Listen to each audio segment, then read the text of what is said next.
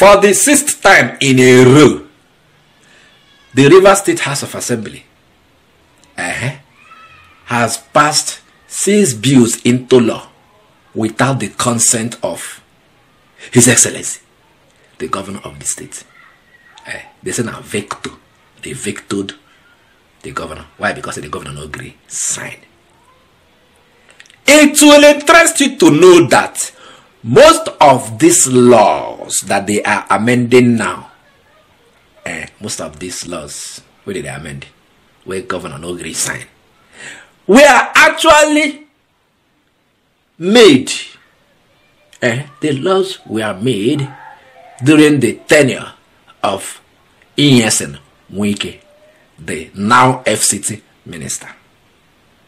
Those laws were made in his time, or amended in his time. Now, where him don't fall out with his political godson, where he put there as governor, the House of Assembly that is loyal to him, they are now amending the laws that were made during his time. And this speaker, Martina Amewele, as at when Wike was in power, now him be the leader of the house.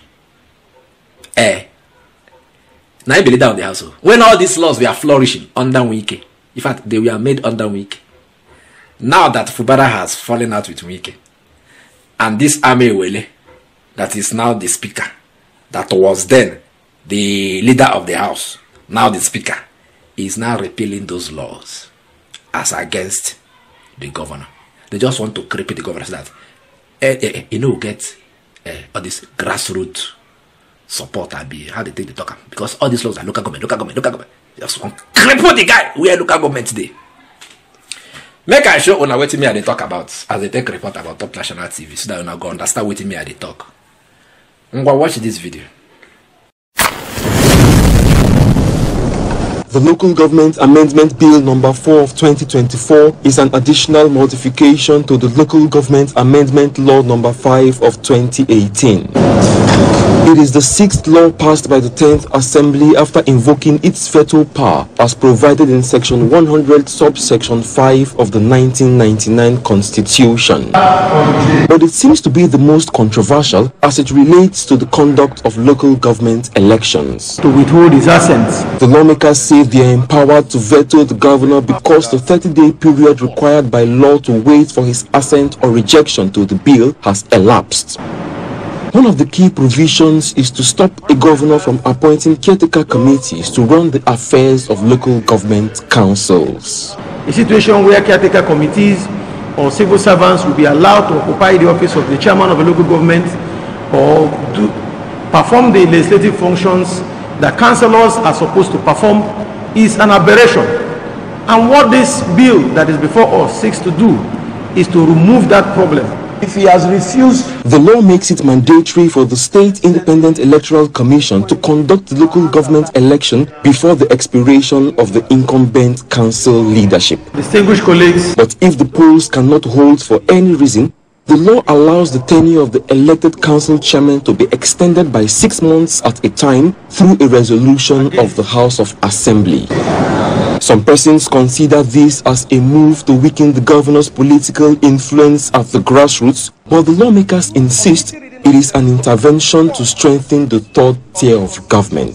Mr. Speaker, the question is, do we have the two-thirds majority as we are seated? The answer is yes. Mr. Speaker, I am in support of this because it is what the Constitution has stated. I want to commend members for standing firm for Rivers people, for standing true to our democracy. We are truly the Democrats of our time because we are saying that democracy should prevail. Only those elected should be in office. You hear them? There is a standing law inside that state. Say local government chairman, when their tenure, before their tenure expire, say they are waiting, the INEC when inside the state go conduct election. But whereas the INEC inside the state no fit conduct election, the governor will now have to set up a caretaker committee until the INEC inside that state can conduct election. Now the power of the governor be that it has been there, even during the time of week. But these people now, these House of Assembly members that are illegitimate, because they are illegitimate, they are not by law, they are not recognized. They defected from their party to another party when there was no crisis in their party. So legitimately, by law, they are illegitimate. Make I not go speak English for no. Now they come amend that law. Say no. As soon as I hear that video, say no. Say if local government chairmen their tenure expire. Say now them now they don't make that law by themselves now. Say those people will be there, they go retain there, or they go remain there for 6 months until the INEC inside the state is able to conduct election. Thereby taking that power of bringing on board a caretaker committee from the governor. They have taken it out. On the trial, we can explain a nice game. We will know how all of this will end. You get one man why I want bring for a lawyer. You know the law. Make we hear wait to him guys talk on top of this matter. When we'll come back, we digest it. And we'll watch. The power of parliament devolves on the people, the electorate of River State, in this case. If they want to ask may none of this veto exercised by Martin Amewula and his friends, whether or not the people are considered at all.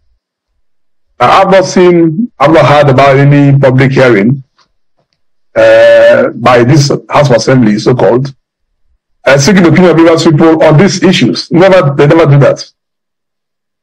So we want to ask, is this for Rivers people? Are they let's say for Rivers people, or let's say for a particular interest? I think we shake it out from there first. The House of Assembly on its own derives power from the people. And I would have thought that the first thing they do in any, let's say, action would be to go back to the people and seek the opinion. Not to legislate for any particular interest. One of the laws you cited, which is the advertisement or whatever, was one of those laws that was passed in the twilight of the weak administration by, at that time, Masa Amewula was leader of the House. A few months after they're back, and they are nullifying that law. And so, tells you what is going on is not about River State, it's about the particular interest, and it's all political and it's unacceptable to us. So, ordinarily, shouldn't this be celebrated as independence of the legislature away from the judiciary, as against the suspicion of implicit control? No, not at all. We can't be blindfolded at what's going on. It's a charade. What's going on is a pure charade. This is not what they call parliamentary independence, not. Like I mentioned, so let's give one instance. Parliament has 3 basic functions. Representation is number 1. Lawmaking and oversight, right? So in that order, who are you representing? If you're going to amend the law, or you're going to pass a new law, legislation, you must have a public hearing, where the people make their input. Where is evidence of one public hearing before this is happening? So it's not about Rivers people, so it's not about any independence per se. They are guided by an interest that is not Rivers. This governor was elected by Rivers people and is defending the interests of Rivers State as against interests that the Assembly is protecting.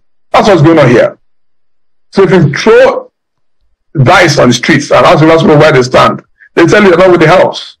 And it's for every right reasons, they're not with the House. And that's why they cannot hold the public hearing. Oh, Nayara. The man said this people they do jamboree. How am I ignorance won't kill them.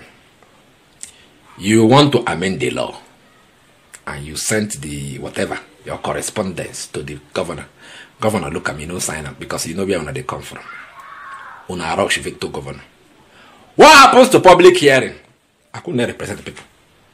There should be a public hearing now. Let us know whether the people are for you or for the governor. Actually, the people now they represent. What happens to public hearing? There was no public hearing. On our own, say, I can't take concession. You vector the governor. Why did they not do public hearing? Because they know that the people are not with them. Now why they don't do public hearing? I got one hand. So they are not in the constitution. I know it's the constitution. We are upholding the constitution. We are Democrats. These are you are upholding constitution, but you are an illegitimate lawmaker. According to that same constitution where you say you uphold. You are illegitimate. Your seat is vacant. They just allow you make it did it. But all of us put the constitution now. Are you legitimate? No now. Nara. I need Zuzuari. Just to destabilize the state. Ella Haga. Fubara. More grace to your elbow. Fight them. You understand? If you need more power, call Odumeje. By the time you use a separate amande on them, they will not recover. I go say una later.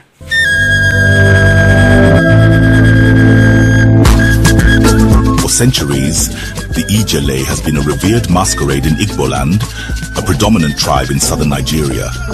The Ijele is a grand spectacle that commands respect, awe, and celebration. Today, Innocent Vehicles brings you the Ijele in a new form. A majestic, robust, and monolithic pickup truck designed to leave an indelible mark in the annals of automotive history.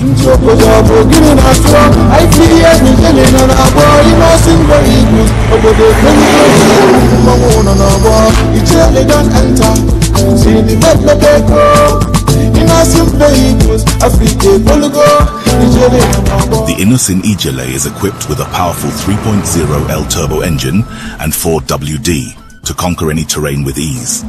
Make way for the Innocent Ijele, Innocent Vehicle, the pride of African roads.